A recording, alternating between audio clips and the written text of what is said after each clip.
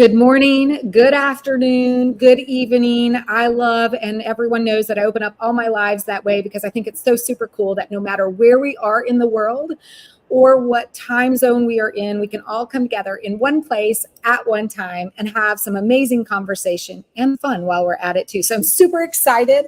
I am coming back now for the inaugural episode of the Blue TV season 2. I did realize that I did not change the timing above, but Blue TV traditionally has been on Wednesdays. It is now on Thursdays. So I'm super excited to kick off this new season with Chris Anderson here. I'm going to let him do his own introduction here in a second. But before we do that, I want to know, and as you can see, I'm in the hotel, which is a different scene for most of everyone who watches me regularly. But I want to make sure that we kind of share where we're located first, because I'm usually in Houston, Texas in Central Time. Today, I'm actually in Ohio, which is in Eastern Time. So Chris, tell us where you're located. Yeah, I'm actually near Sacramento in Folsom, California, the home, well, not the home, but known for Johnny Cash. Oh, I did not. Folsom, that's why the song Folsom, what is that song? Blues. Yes. Oh, I so did not know that. I will look at that. You learn something new every day. Well, so wherever you are located, let us know. I usually am able to, in my office and can see 2 screens. I'm not checking the actual live stream now, so I will be looking at the comments here in StreamYard. Be sure to let us know where you are located. And if you're on Team Replay, which is okay too, just drop the hashtag Team Replay so Chris and I can always come back and engage in conversation with you. But we're super excited here to have Chris. I want to, because I would not do him any justice, I want to have him really just introduce himself, share a little bit about kind of what he's doing, and then we're going to really dive into a little bit more about him, about some of the things he's accomplished here on LinkedIn. And the hope is at the very end that you'll have some practical tips that you can walk away with and start to leverage in your LinkedIn practice. All right, over to you, Chris. Sounds good. Yeah, so a little bit about myself. I am a digital content guy, editorial strategy, content marketing strategy person. And and expert. I probably shouldn't sell myself short all the time. But that's what happens when you're behind the scenes in a lot of cases, which I have been for many years. Starting off as editor. So I've worked in publishing, worked at Huffington Post, CNN, Business Insider back in my early career days, based out of New York. LinkedIn. Yeah, I'm getting there. I'm getting there. Moved across the seas. Lived in Hong Kong for a couple of years. I worked in startups doing like VP of content for startups. I've worked in esports, building out an esports network across Asia. Worked at LinkedIn as both the senior editor and managing editor. I've been at HSBC as a head of content for digital across APAC. And more recently, I've been working in sales and marketing, not specifically in sales, but if you've heard of Gong, which is an AI sales platform, I was on the content side working for them. And then recently I'm at Greenslate, which is a production, accounting, and payroll provider for entertainment services. So if you see a movie and that movie has, it had to go through production and they have to pay the people on the production, we're that software and that platform that provides it to the studios and the productions. And then for myself, like, I just love LinkedIn. Even before I worked at LinkedIn, I was a very constant and consistent user of it, was a top voice back in 2016 for media, and then ended up working there. And I've been creating content on LinkedIn for a very long time through the ups and downs. And it's just, I've had a lot of value personally from it, aside from, the professional aspect with the companies I've worked for. So yeah, that's kind of me in a very quick nutshell. Yeah, that was a lot. I mean, there's so many different directions we can go with that. But what I'd love to know is what I think is the most intriguing is that you spent so much time overseas in Asia. So what took you over there, and what made you come back? What took me there was boredom, I think. I didn't mention the first job in my early career, which is a quality assurance engineer for the educational toy company. So basically what I did for 3 years directly out of college with an English degree was test toys. And yeah, I figured there had to be more to life than that. Although I would think that testing toys would be kind of fun if they were at least good toys. You know, you would assume so, and you would think so until you sit in a dark room listening to lullabies and like pressing a button for 5 hours in a row. Oh, okay. Once you hit that, then it's like, okay, maybe this isn't the thing for me. And it wasn't. And so I took a risk, and I actually moved to Shanghai, China, for a couple years. In the first go around, taught English when I was there. Had no job like when I left, and it was a complete like, I'm just gonna go somewhere. Took that risk, and it worked out. Worked for a small travel publication, and that actually gave me my start into, you know, the editorial world and the content world. Came back, and it was the reason why I came back initially is I wasn't very healthy at the end of 2 years there. Like, the environment was kind of rough. I was getting sick a lot. It was just, you know, it wasn't working out. So I came back. Unfortunately, when I came back, it was 2008. So you can imagine coming back to a giant recession in the US. Had to kick around for a while until I went to CNN and worked on a startup with them in Hong Kong. So then, you know, I went back to Asia because traveling through Hong Kong, coming back, I fell in love with it.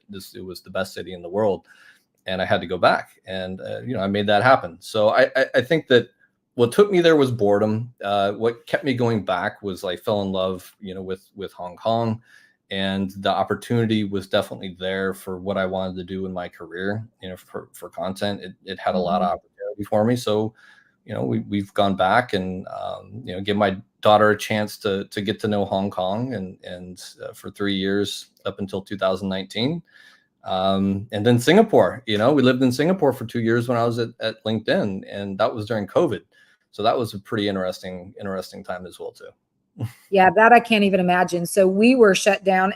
I did not live in New York City, right? But even in Houston, Texas, where I lived, I mean, it was like all of a sudden we were isolated and sequestered to our homes. Like we, you know, it was odd to even walk outside around the neighborhood at the time. I can't imagine being in a place in Singapore, where in Asia is where they claim it all started, right?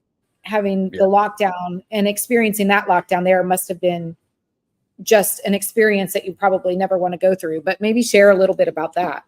Yeah, sure. I mean, well, it did start in China. And, you know, we saw it coming when we were in Singapore. And it's like, it was coming, you know, it was happening in Wuhan. And it's like, oh, this is not good. You know, so we kind of had the preview of it early before a lot of folks in the States. And I had just started working at LinkedIn in Singapore, literally for only a couple of months in the beginning of 2020.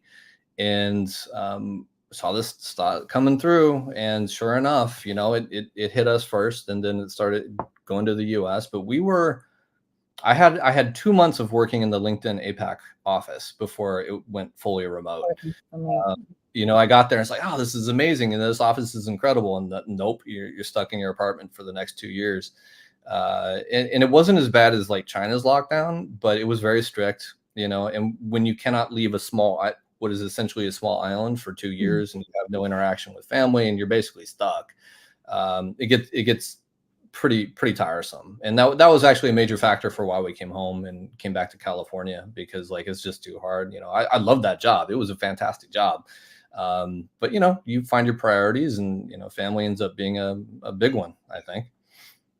I agree. Well, and you know, I love the story that shows. So I would say the fact that you picked up and moved to China first, and then you went back and went to Hong Kong, and then in Singapore, shows the adventuresome, the spur of the moment, the boldness, but it also is reflected in all the various different types of roles that you've had that led you to where you are today, I feel like, because you've had some amazing journeys in that respect, everything from CNN, and I think you said, was it MSNBC, but you went from CNN, HSBC, whatever, the big bank, and LinkedIn. I mean, you've had so many jobs or so many roles. This is a career content writing as an editor, as a content generator, but in various different roles within that career. I just think it's so amazing. What if, for those of us in LinkedIn who maybe didn't have that background, because I've read your newsletters, I love them. I think you are an amazing writer. I mean, you're intrigued as you read through the entire post or the entire newsletter. You're intrigued throughout. But for those of us who maybe didn't have a background in content writing, what would you say is probably the hardest lesson to learn as you are embarking on that journey as a content creator? Well, that's a good question. I think so many people now are content creators, right? Like it's very different than what it was 10 years ago, where you think of content as like coming from a publisher or someone doing a random video on YouTube or commercials. Like it's very different. Like everybody is a content creator now, and it means something different when I say I do content now than what it did when I said that like 10 years ago, right? Like there's different expectations that are put around that definition and assumptions that people think when they hear, oh, you're doing content, right? So I think that's the first thing, is like define what content means to you. Okay.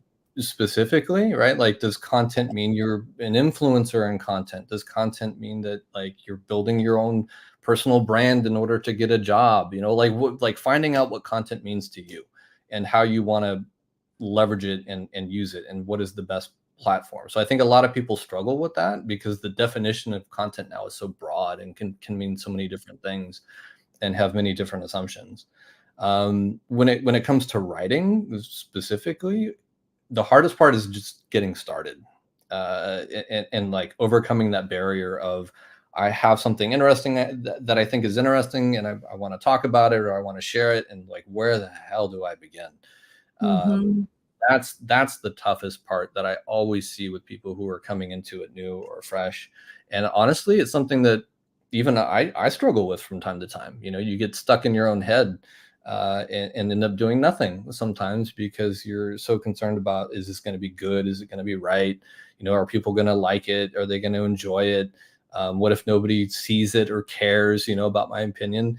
And you have to get over that, and it's an individual journey every single time, whether you're new or experienced. Like that initial hump is the most difficult part.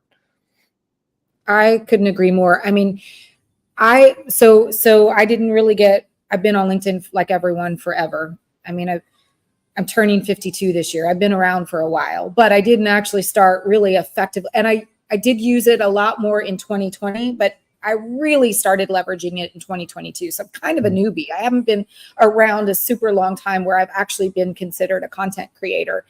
And I still have days where I think, gosh, what am I going to write? And if I write it, is anyone going to even read it? Or, the struggle for me, I think the most, people would think with as many live shows as I traditionally do, or as many videos as I put out there, you would think I love video.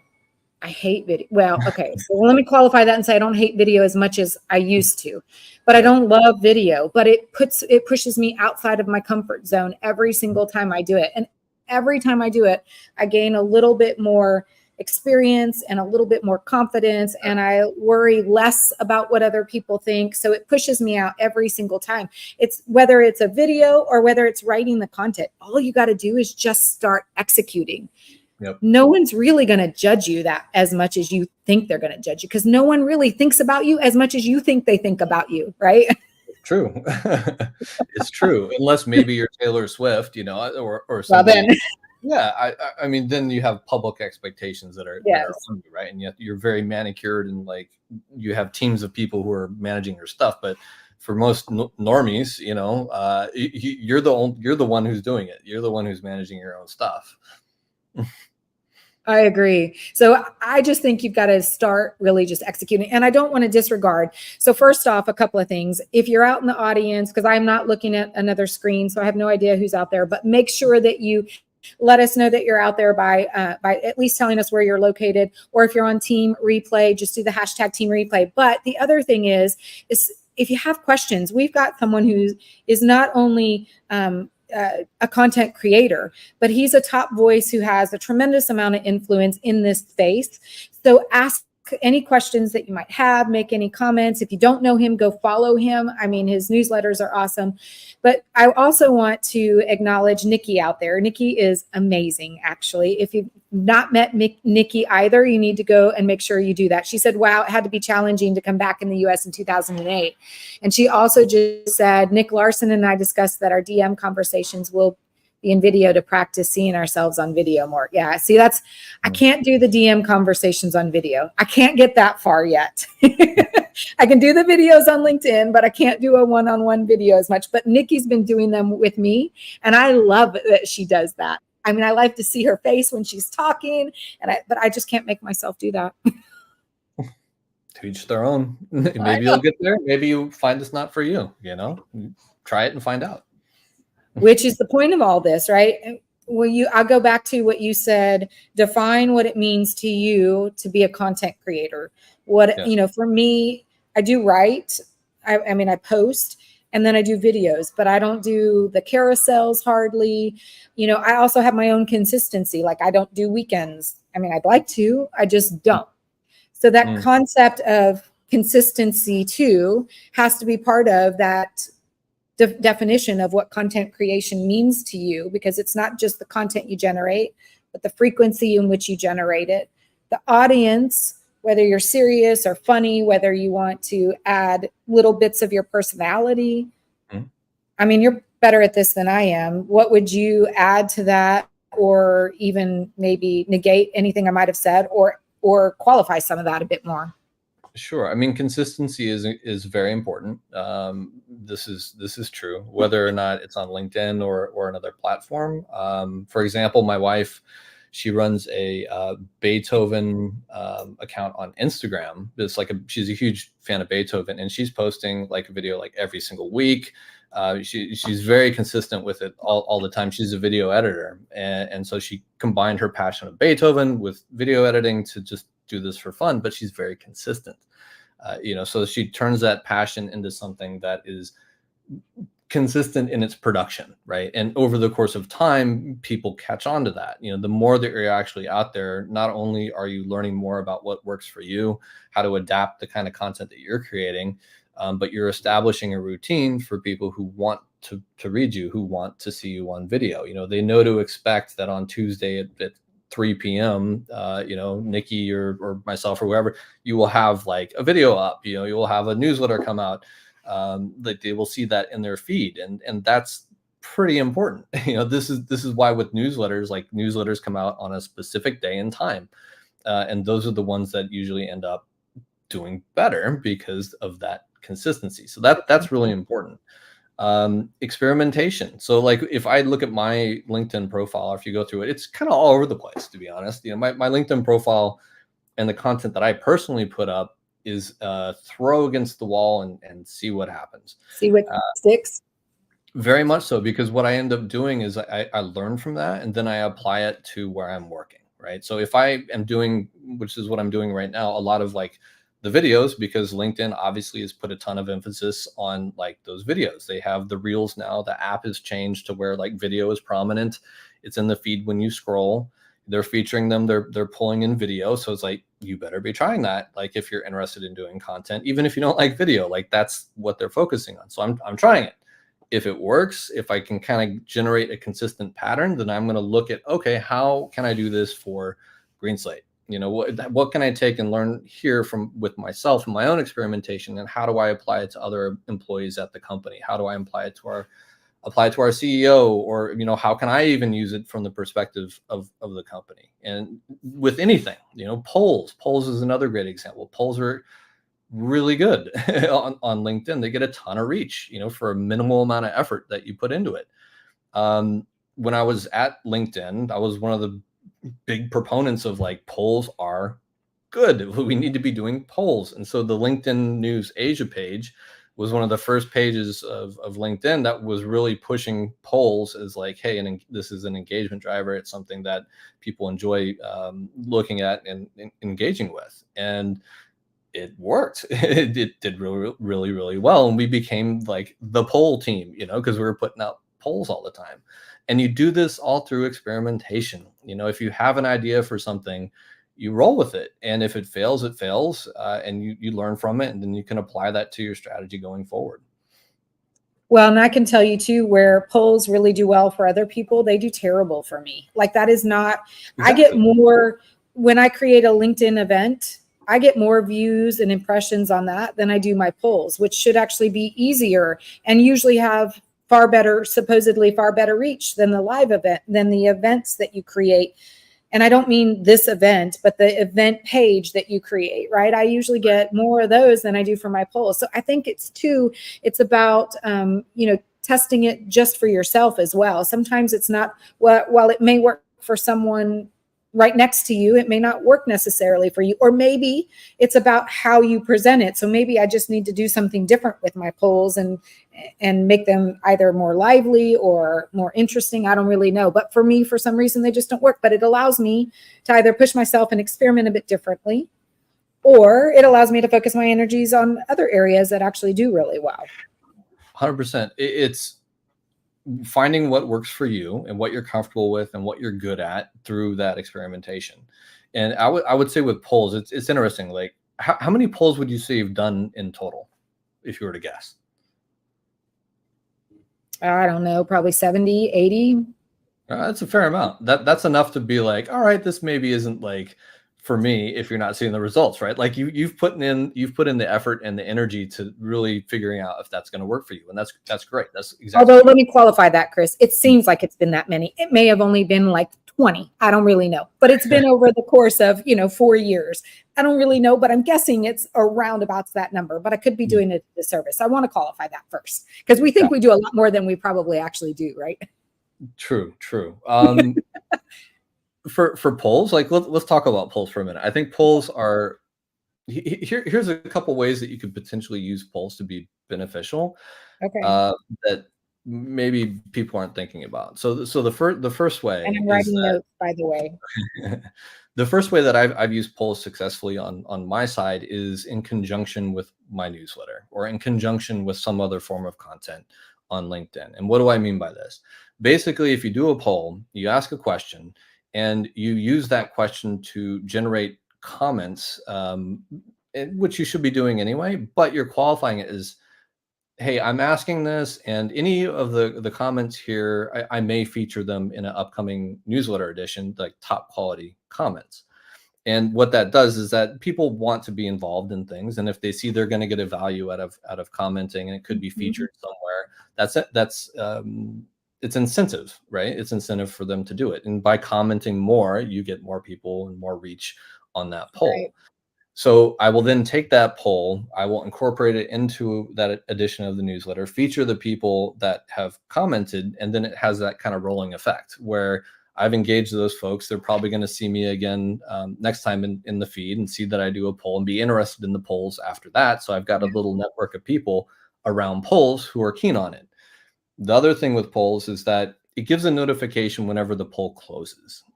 And so I'm sure you've seen it, right? Like, I have, yeah. Yeah, Denise's poll has closed. So you can actually leverage that by knowing when that poll closes. If you have a piece of content that is talking about that question, when that poll closes, you edit the post text of the poll. So when people get that notification, they come back to it. The first thing they see is, oh, hey, the poll is closed, but here's something talking about exactly what this is, right? Because they're coming to that post, they're coming to that page. And if you've written something else about it or have a video, you just have a free notification to people who voted. And you can sometimes get a lot of people who vote on that poll. So it's just a way of like kind of building it up a little bit more. Okay, so let me just re-summarize what I just think I heard you say, because I want to make sure I understood this, especially for our listeners out there, whether you're team live or team replay. And I know Nikki's out there taking copious notes as well. So if I still don't get it right, she can help me. But I think what I'm hearing is that when you put out a poll, because now I'm going to test this out, right?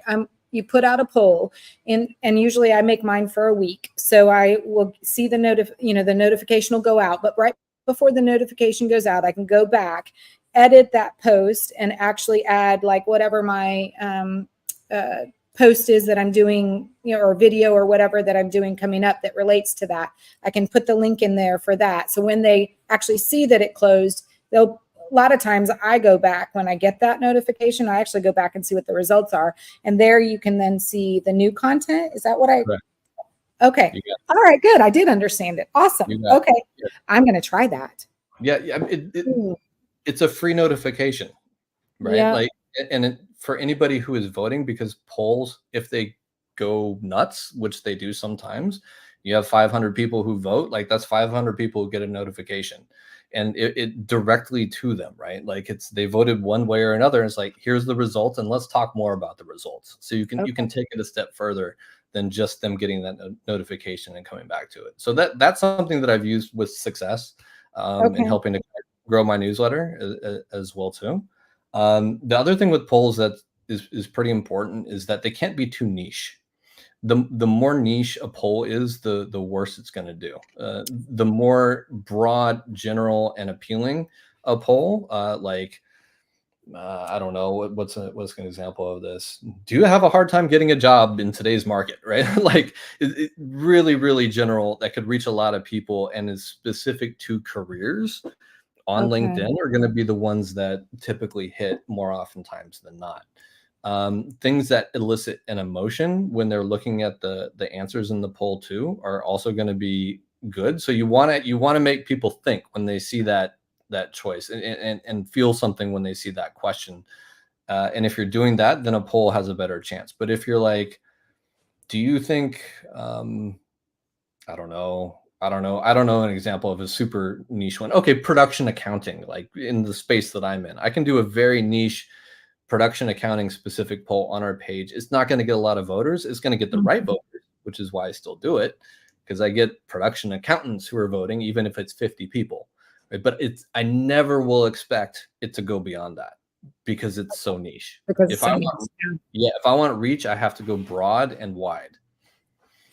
Yeah, so I'm thinking about a lot of the polls. So I share this because I'm sure that other people who've attempted polls can learn from this. When I think about in terms of sales, I've gotten pretty niched in, do you use an interest tracker? Well, most people don't even know what the hell an interest tracker is, right? So of course, they're probably not going to respond. I think it will be interesting because people should want to respond with, no, I don't even know what one is, because I'll usually give that as an option.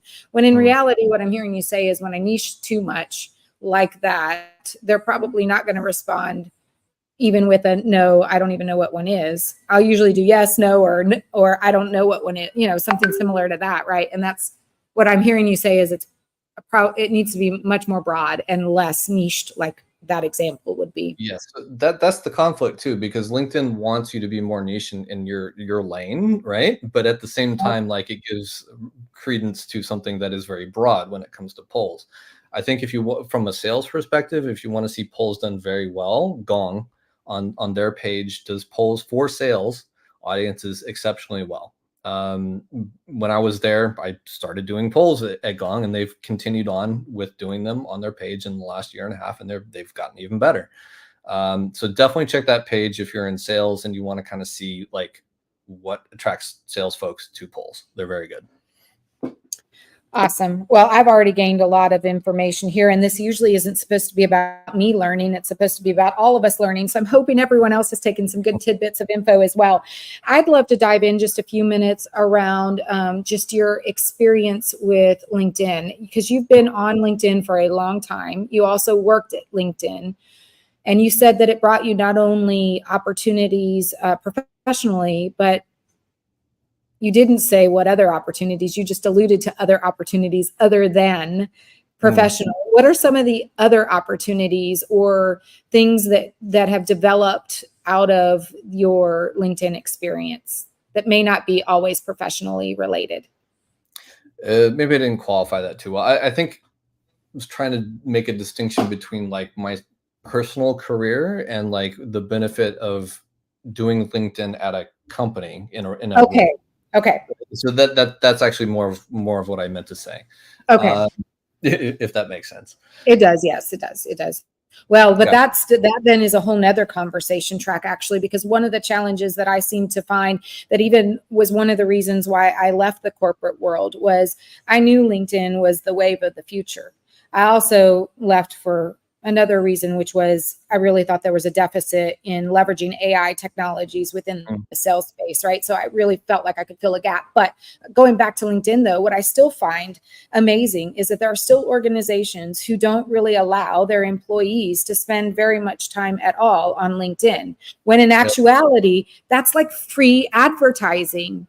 For if you do it right, if you enable your workforce to leverage it in an effective manner, it's almost like free advertising in my mind. What are your thoughts on that? Oh, it's so true. It's so true. This was one of the struggles that we would run into in Asia, specifically because LinkedIn isn't as big there as it is in the US. And it's not looked at as much of a social platform as so much of it's a jobs platform. I think here it's both, right? It's people go to it for jobs, and it's like it's a social media platform. There, that it hasn't quite hit that yet. It's been improving over the course of time. So when you work with an executive at a company and you're like, you should be posting on LinkedIn, and like, let's say this is somebody at a major Singaporean bank, or in India or something at a technology company, they're just like, why? we, why would I go on there and have all my employees go on there where they can find jobs at places other than here? Right? Yes. Like why would I want them doing that? And so this was a very common thing, a breakthrough that we would have to do a lot of work on with companies and executives and employees to say, no, actually, here's the benefit. Here's why it makes sense to be doing this. One, it's a safe platform for the most part. It's not a X. Mhm. Don't even get me started on X these days. It's not TikTok, which is a very different prospect from LinkedIn, but Yeah. obviously very popular right now. It's tied to your career, is tied to who you are as a professional. It has got all your information on there. So if you want a job, you have to be reasonably well behaved, right? Like it's not a great place to go and like just start slinging, racist BS and like all kinds of stuff, because you're not anonymous. Like you're a person on there with your career tied to it. So there is this somewhat bubble of LinkedIn where people are going to be naturally more cautious about what they say in a lot of ways, which means that if you're a company that has employees on LinkedIn, you don't have to worry as much about them saying just absolutely batshit nutty things on LinkedIn that they might say on Twitter. If you're like, go on Twitter and start, doing sorry, X, start having conversations. So that's one aspect. The second is that there is a ton of reach to the right people, because there are executives there. There are people who are looking to build their networks and their connections. And I guarantee you that, like, if you're posting on LinkedIn, you're going to see some finance executive, somewhere, or some wealth manager who wants to come work at your company, see your content, and you're actually going to potentially bolster your employee base, bolster your colleagues, because you are getting the attention of the people who you want to work for your company. Right. So that's the argument for, is like, no, you're not going to lose people. You're going to gain the right people that are going to come work for you. So why wouldn't you be doing this? Why wouldn't you allow your employees to do this? It's the perception of your company and your brand that you're building up. And those that we would see catch on to this, like, they became super active. They would go on and they'd start posting all the time. They'd have their comms teams working for them and helping them craft LinkedIn, posts under their name, because they started to see that benefit. I think too, the one thing that I think gets forgotten or maybe misunderstood is, happy people want to stay within the positions that they're in, right? When they're happy. And Yes. when you give them an opportunity to start having a voice, even if you equip them with the information to put out there, but you allow them to do it in their own voice, get the same resonating message out that everyone else in the company is. But when you allow them to do it in their voice, they start to build confidence. They are happier. Then they're building relationships. And, as long as, and this is something that is easy to fall into, whether it's LinkedIn or any other social media platform, it's easy to fall into this dark hole where you're just, or a rabbit hole, right? Where you spend more time than you should probably on the platform. But if you teach them how to manage their time effectively, you're helping them to voice, advertise for the company, both to buyers and to, like you said, future employees.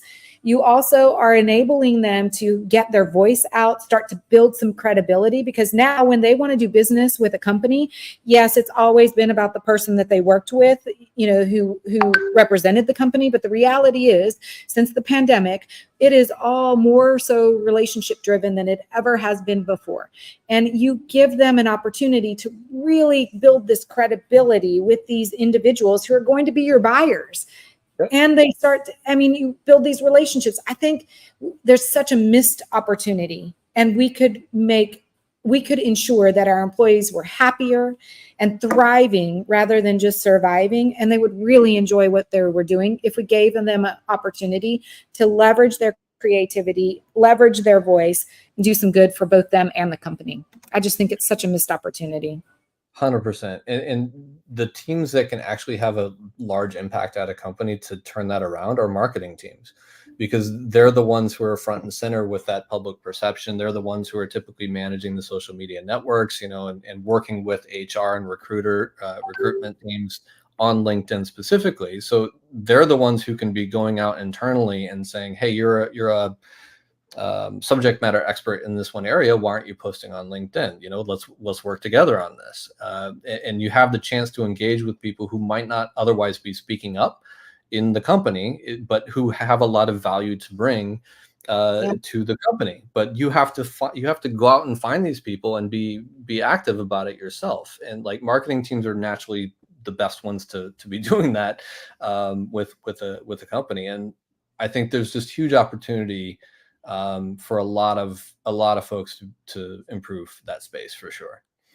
So I think what I heard you say then is, if you're struggling with trying to move the needle within your organization, maybe go to your marketing team and have the conversation with them about how you can do it in a way that enables you to actually represent the organization in the way that the company would want, and allow you to still leverage your voice and have a little bit more freedom to put yourself out there. Is that what I heard you say? Yeah, that's right. Also, from a sales team perspective and from a senior leadership perspective, right? Like, your marketing team are going to be the ones who are going to put the energy into the brand building, right? And so they're the ones who are going to be able to really help craft these strategies for LinkedIn. And especially if you're giving them direction to do that, like, hey, look, I care about this, let's make it happen. That's where you're going to see some movement. And for sales teams especially, at Gong, it was so important to make connections on LinkedIn and to really be represented well on LinkedIn. Maybe even a little bit too much now that I look at like what they're doing now. Like, it's a bit much, right? Like, they could probably scale back a little bit at this stage. But once you find the right balance, and you start seeing that you're actually generating leads and sales by the content you're putting out and the connections that you're making as a result of that content, the light bulbs go off, right? Like, they really, really do. And it becomes a part of the strategy moving forward. I love this. Okay. I want to be respectful of everyone's time, but I also want to just touch on, because we started this conversation behind the scenes before we went live, because we've been talking about generating all of this content. One of the things that was really was a struggle for, or that Chris was challenged with, was some content. We're talking about content. You're spending a lot of time. You're going to define what being a content creator means to you. You're going to find different creative ways, like polls to leverage, ways to gather information and engage with your audience. And then all of a sudden you get your account hacked or blocked, and you don't have access to any of your content anymore. This is something that Chris, not himself experienced, but someone that he knows that has experienced. I can't even imagine. Yeah. So this is just it's a shot across the bow, and a consistent reminder that, like, look, our online lives and being digital are always at risk in some aspect or another. And this has also been a constant for me being in publishing, because if an article gets deleted, or you lose a draft that you're working on, is just gone, right? Like, these things happen. But with just how dangerous it can be out there, like, if all of your eggs are in one basket, and like, let's say if I lost my LinkedIn profile, it would be an absolute disaster. Because by the way, he hasn't actually downloaded his content. Don't say that about that. I have now. It's okay. Hardly anyone has, right? I mean, that's not something that's uncommon. It's not, but it's like anything, right? Like you should definitely be backing up your stuff from time to time if you're really invested in a specific platform, be it LinkedIn or YouTube or whatever it is. Make sure that you have your content that you've created accessible somewhere only to you, to where if something does happen to your YouTube profile or your company gets taken down or hacked, your LinkedIn, whatever it is, you don't lose everything. This also happened to me working for Hong Kong Esports, where we had a Vietnamese website and a team in Vietnam who was running the site. Unfortunately, one of the team members decided that they were just going to take over the channel one day and start publishing their own videos on our channel from our office, literally like from the office. And we caught him doing that. But they had deleted the videos and there was no way for us to get them back. That person got fired, of course. Right. But the damage was already done, right? Damage was done because if you don't have backups, then that stuff's just gone. So if you are doing content, whatever it is, like, back your stuff up, make sure you have copies of it, because it's an up and down world out there when it comes to security or trust, and you got to be prepared. So I guess the takeaway for me is I'm going to go back up my data in the next week or so, probably sooner rather than later. So this weekend is my goal. Well, so we've really been able to tackle quite a bit. If I were to think about the things that were some practical tips that everyone should have learned, or that you may not have written down but wanted to remember, it is really content creator. Define what a content creator means to you. Mm-hmm. Find your consistency, right? And do that. I also think you should push yourself outside of your comfort zone and try things that maybe don't feel quite as comfortable, because that's when you grow. If you're not growing, you're dying. If you're not pushing yourself outside of your comfort zone, you're not growing, right? So find things to do that help you grow, and try new things out, even if it's not necessarily helping you grow. Maybe it's trial and error, but try some new things out. And when you are doing polls in particular, because I'm going to leverage this, make sure it's in conjunction with, you're going to publish the results somewhere, or this is something that you'll use in an article or whatever that may be. And try to elicit emotion and not be so niched and more broad to get the results you might want. Anything else that you think I missed that we need to leave our listeners with? I mean, so much, but yeah, I know there's so much. Yeah. No, I mean, like, this is literally a subject I could go on about for days. I will say this though, content is a wonderful thing, a wonderful, broad and exciting, engaging, always changing thing. It's something that once you dip your toes into it for real and start producing and start seeing people engage with it, and learning from the things that you're putting out there, there's nothing quite like it. There's nothing quite like if I put an edition of Career Forward, my newsletter, out, and someone comes back to me 3 months later and says, I changed jobs and I took your advice and now it's so much better. Like, there's nothing better than that. Like, I don't care about sponsorship or money. Like, I see that and it's like, I'm gonna go do my next edition now.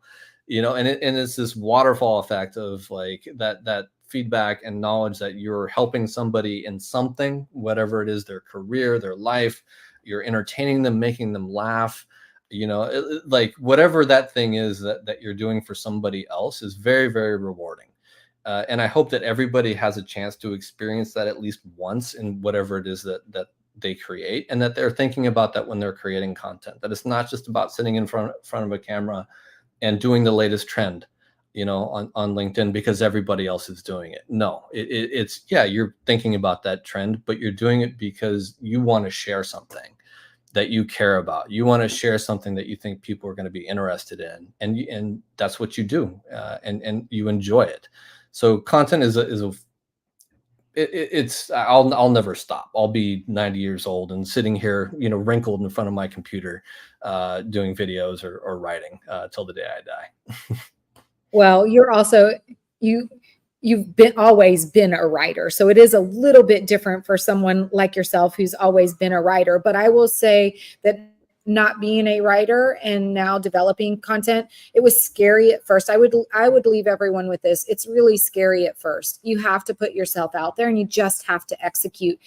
Go back to some of the things we re-summarized that were some great learning points from here, and just start executing if you don't do anything else. And I will tell you that even if it's not good content, I mean, the reality is your first few posts or your first few videos are probably going to suck. It's okay. They're all going to suck for everyone. And maybe they don't really suck, but they're going to be so different that 200th video or the 200th post you write, it's going to be so different from the very first one that you're going to think it sucked even when no one else really thought it was. Well, the real takeaway, though, is just go out and have fun with it. Your voice, the more you write or the more you create, whether that's video or polls or anything else, you will get better at it. You will start to learn your voice and what your audience wants, and you'll start to even get more niched down, and you'll start to really become an expert, enthusiast, whatever you want to call yourself, in that specific field because you've started to develop a voice in that space. So I would just say execute. That would be my challenge to everyone. Execute. I'll leave with one final tip on this is solicit feedback. I do. Yes. Solicit feedback. Like I've written thousands of articles. I just did a video just explaining this exact thing, but like I've edited thousands, I've written thousands, and even now I will always ask somebody like a second pair of eyes or get an opinion, like something, because you get very focused on what you're doing sometimes that you don't always see the big picture, or you don't always see it from another perspective. And if you take that other perspective into the things that you're doing, it will improve you. It will improve the content that you're doing, the report that you're putting out, the PDF. Like, it doesn't matter what it is, but like, don't be shy about asking and taking criticism and taking in that feedback with the content that you're creating, because it will make it better.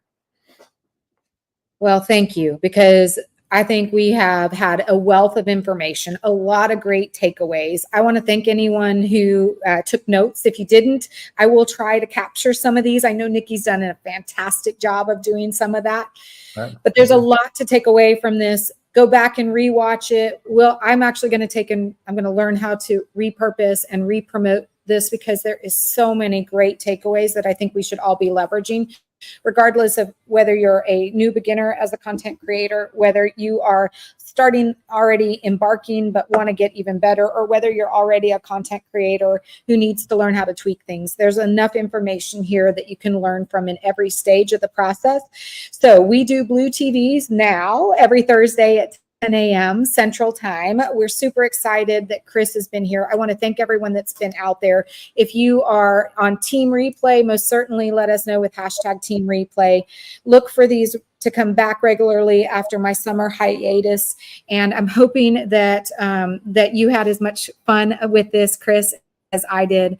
And be sure to come check us out. Go follow Chris if you don't know him. In fact, he can tell you the best places to find him, which I know are on LinkedIn, so you can look below. But share a little bit more about the other areas and where they can find you. No, literally just on LinkedIn. Okay. On LinkedIn, Chris C. Anderson. There's about 5 million Chris Andersons. So you just don't follow the guy from TEDx or Wired. They're not the ones you want. You want this. But look below. It's at Chris 77. So that's his URL link.